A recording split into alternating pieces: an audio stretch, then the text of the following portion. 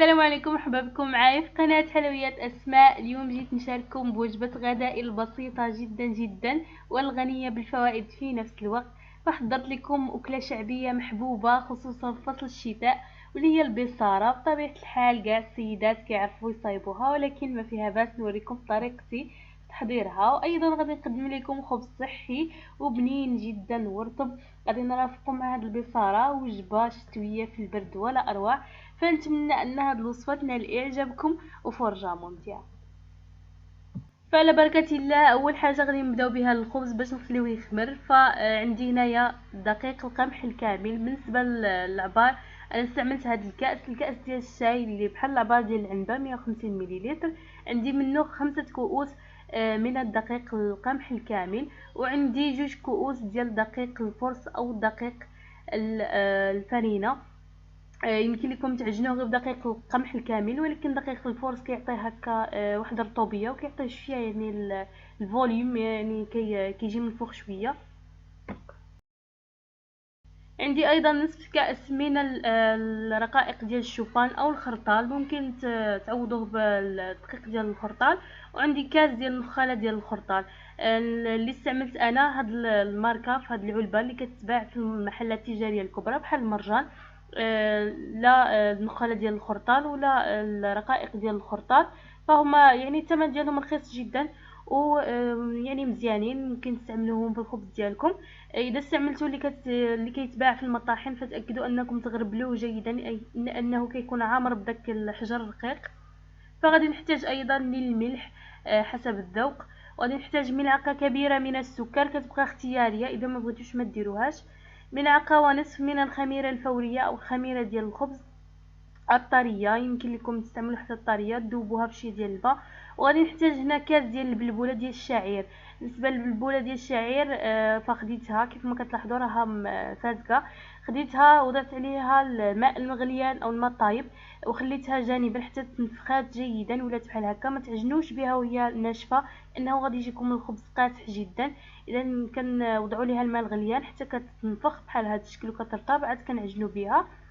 بالنسبة للسيدات من باقي الدول العربية اللي ما كيعرفوش شنو هي البلبولة، فهي عبارة على حبوب الشعير المكسرة او المجروشة بهذا الشكل. فكنبداو على بركة الله في العملية ديال العجن. كنضيف ديك البلبولة على باقي المكونات وكنبدا نخلط بهذا الشكل. واكيد غادي نحتاج هنا ملعقة كبيرة من الزيت باش يجي الخبز رطب وما يجيش قاصح. يمكن لكم ديروا زيت الزيتون، انا استعملت هنا زيت النباتيه. وكنبدا نضيف فيه الماء الدافئ بالتدريج حتى كنجمع عندي عجينه تكون شاده راسها مزيان. ما كنجمعوهاش مرخوفه لاننا غادي نطلقوها من بالماء فاش كنبداو نعجنوها. فمن بعد ما جمعت العجينه كتكون شاده راسها بحال هذا الشكل، كنبدا هنايا نعجنها بهذه الطريقه كيف ما كنعجنوا الخبز ديال الدار اليومي. كنرشوا الماء وكنعجنوها بهذه الطريقه. كل سيده عندها طريقتها في العجن حتى كترخ في العجينه جيدا وكتولي مطلوقه. بطبيعه الحال اللي بغات تعجنها في العجانه الاليه فيمكن ليها. اذا من بعد ما عجنت العجين ديالي جيدا تقريبا 10 دقائق حتى ترخفات مع اضافه ديال الماء بحال هذا الشكل، كنجمعها كندهنها بشي ديال الزيت وكنغطيها بشي بلاستيك غذائي وكنغطيها ايضا بشي توب وكنخليها في مكان دافئ حتى كتخمر جيدا. الان غادي نمروا باش نحضروا الطبق الرئيسي ديالنا اللي هو البصاره. فغادي نحضروا كيف ما قلنا على طريقتي. ففي طنجره الضغط او في الكوكوت كندير هنا 2 معالق ديال زيت الزيتون مع 2 معالق ديال زيت المائده، يمكن لكم تستعملوا غير واحد فيهم. كندير بصله صغيره مقطعه هكا جوانح كبار يعني، و4 ديال الفصوص ديال الثوم، لانني من بعد غادي نطحن المكونات فما نحتاجش انني نقطع هاد المكونات رقاق او انني نحكهم. كنضيفهم وكنخليهم شويه في الزيت. يعني هذه الطريقه ديالتي، انا كنبغي نقلي المكونات اولا في الزيت. يعني كل سيده كتبقى عندها طريقتها الخاصه في التحضير ديال البصاره. انا كنفضل هذه الطريقه وكنفضل نستعمل البصل في البصاره ديالي. فمن بعد ما كنقلي هاد المكونات شويه كنزيد الفول اليابس اللي هو المكون الاساسي في الوصفه ديالنا. فبطبيعه الحال كنقيوه وكنغسلوه جيدا وكنضيفو هكا في الطنجره ديالي، وكنزيد مباشره الماء الكافي اللي غادي يطيب لي فيه هذا الفول. انا تقريبا استعملت 2 لتر من الماء، ماء بارد من روبيني، ماشي بالضروره يكون ساخن. وكنبدا نضيف في التوابل. عندي ملعقه صغيره ديال الملحه، من بعد غادي ندوق يعني حتى كطيب وكندوق ونشوف واش نزيدو ولا لا. كنزيد نص معلقه صغيره ديال الكمون، ملعقه صغيره ديال التحميره او البابريكا. كنضيف ايضا نصف ملعقه صغيره من الابزار او الفلفل الاسود، وكنسد على الكوكوط ديالي حتى كيطيب لي الفول، ومن بعد نكملو.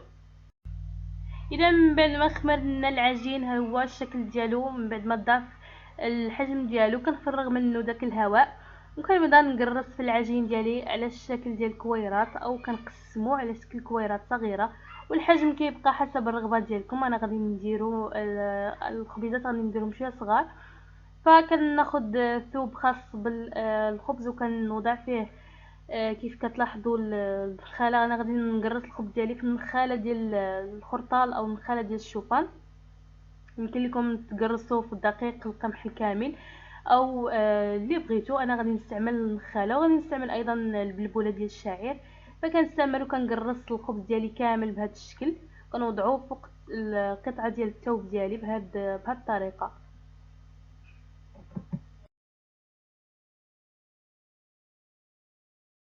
ومن بعد ما كنسالي وكنقرص العجين او كنقسمو، كنبدا نبسط في الكويرات.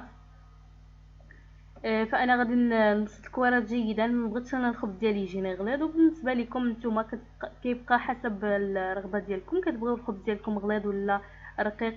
يعني نتوما كتعرفوا يعني حسب الذوق ديالكم. فغادي نستمر بحال هكا، وكنبدا من بعد ما كنقرص الخبزه ديالي او كل كره ديال العجين كنوضعها في شي صينيه اللي تكون اما مدهونه جيدا بالزيت ومرشوشه بالدقيق، اما تكون فرشه بورق الطبخ كما غادي ندير انا.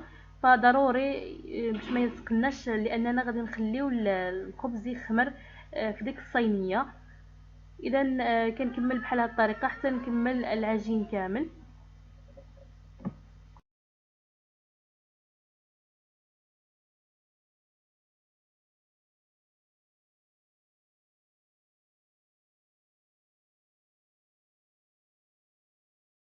فمن بعد ما كنسالي وكنستف الخبيزات ديالي كاملين في الصينيه، كنغطيهم وكنخليهم جانبا يخمروا جيدا حتى كيتضاعف الحجم ديالهم بحال هكا. وكنتكهم بشي فرشيطه ولا بالاصبع ديالي، وكندخلهم للفران اللي كيكون مسخن من قبل حتى كيطيبوا ويتحمروا.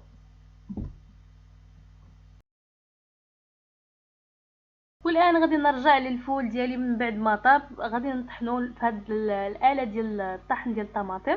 ما كنطحنوش الفول ديالنا في المولينكس او في الاله الكهربائيه باش ما يجيناش هكا بحال البيوري، ولا يعني البصاره ما تجيش هكا عندها داك القوام اللي بحال اللي ما كنطحنوه في الطحانه ديال الطماطم. اذا تواجدت عندنا فكنستعملوها احسن من الاله الكهربائيه. كنطحن الفول كامل بهذا الشكل هذا، ومن بعد كنرجعو للنار حتى كياخد القوام اللي بغيت. فكاين اللي كيبغي البصاره ديالو هكا ثقيله، وكاين اللي كيبغيها خفيفه، حسب الذوق ديال كل واحد. ولازم دائما نراعيو انها دائما البصاره كتشرب من بعد ما كنطفيو لها. وكيكون هذا هو الشكل النهائي ديالها من بعد ما كطيب. كتجي بنينه جدا، وجبه يعني رائعه جدا، خصوصا في الايام البارده.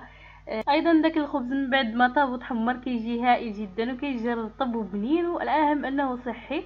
وقدمت ايضا البطاطس المحمره في الفرن. غادي اذا بغيتوا الوصفه غادي نخلي لكم الرابط في صندوق الوصف. فكانت هذه هي الوجبه ديالي البسيطه جدا والمتواضعه. نتمنى انها تكون نالت اعجابكم، ونتمنى انكم استمتعتوا بالمشاهده ديال الفيديو واستفدتوا منه. اذا عجبكم الفيديو ما تنساوش كيف العاده ديروا جيم وتشتركوا في القناه اذا كنتم مازال ما مشتركين فيها. شكرا بزاف على المتابعه، نتلاقاو فيديو جديد ان شاء الله.